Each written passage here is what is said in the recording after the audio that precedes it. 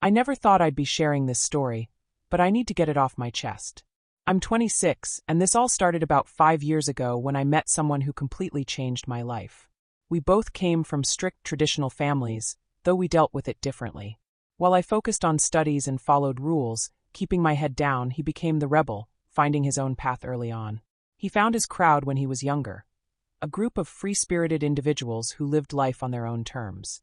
The leaders of this group were Phoenix, 35, and River, who had this sort of guru status. They owned this beautiful house where they'd welcome lost souls, as my partner would say. Phoenix worked in some family business, while River was in tech, making good money. When my partner first told me about them, I was excited to meet them. He spoke about them like they were these amazing mentors who saved him during his troubled teens. But when I finally met them during a summer break from college, things felt off. Phoenix made these subtle comments about how I wasn't enlightened enough, and River treated me like I was some naive kid. My partner said they were just testing me, that they did this with everyone new. What made it more confusing was how my partner was absolutely thrilled after the meeting, saying they really liked me. So I smiled and nodded, keeping my doubts to myself. Phoenix and River had this reputation in town as these spiritual guides. Their house was filled with things from their travels, and they had this unique view on relationships and life.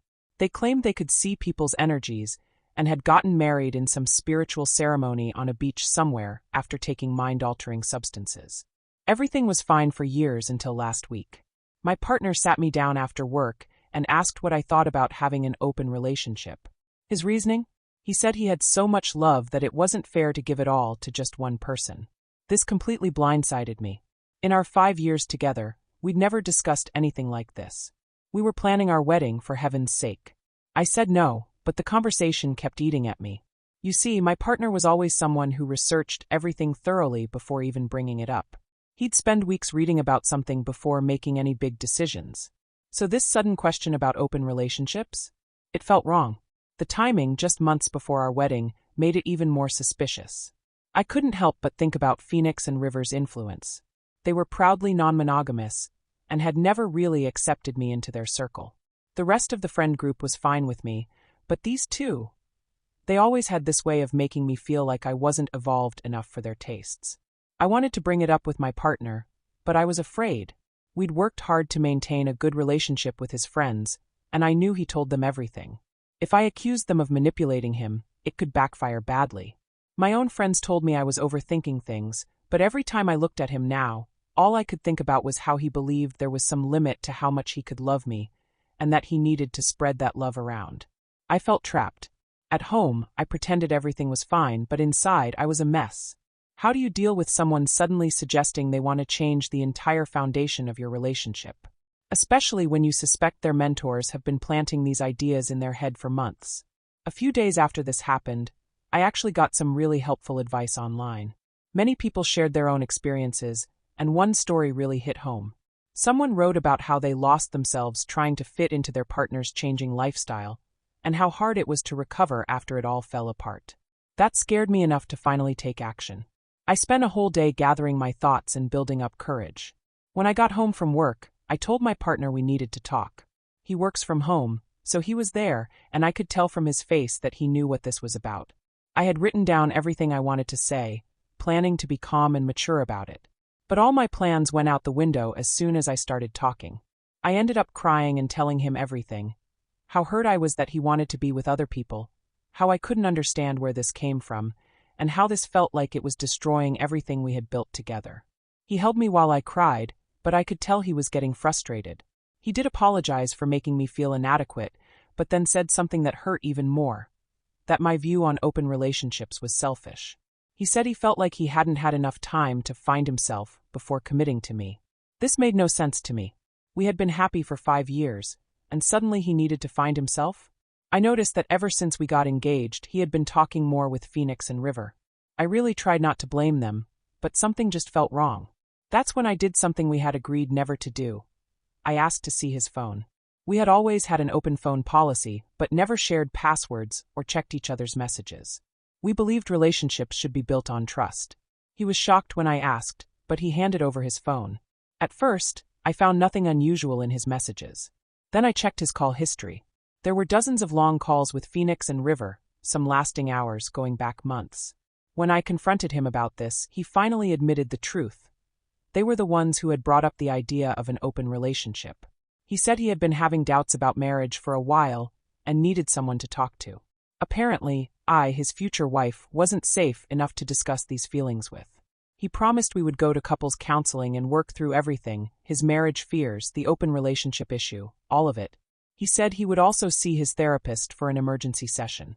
Despite how messed up it all was, I felt a little better. I love him deeply, even if my story might not show it. Many people would probably tell me to leave, but I wanted that to be my last option.